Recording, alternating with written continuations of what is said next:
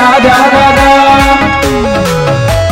साजा गाजा होली है रंग बचोली। Recording by SR studio Ludhiana. रंग बचोली लेके अबिरिया डालब भितरिया सुना हमार भौजी हो अबकी के होली में रंग बचोली। लेके अबिरिया डालब भितरिया सुना हमार भौजी हो अबकी के होली में रंग बचोली। अभी अबकी के होली में रंग बचोली खाइब तोहर कलौजी हो अबकी के होली में रंग बचोली खाइब तोहर कलौजी हो अबकी के होली में रंग बचोली। होली है रंग बचोली MK म्यूजिक प्रोजेक्ट।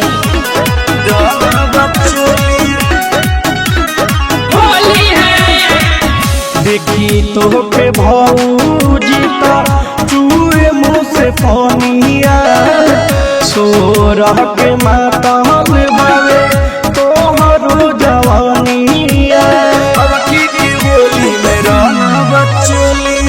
देखी तो के भौजी ता चूहे मुँह से पानिया सोरह के माताल बावे तोहरो जवानिया लेके पीछी करिया माली दुआरिया खारा कके खोजी हो औसो के होली में रंग बचोली।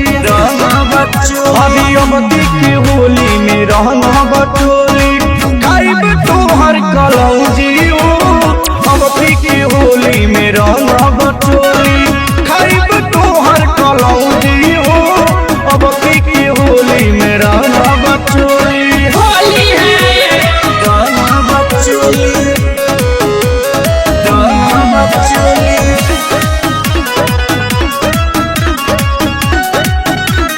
होली है राज भर जितेंद्र सैया बार तोहर दिली हो मनोज देवरवा के खियावती कंचेली हो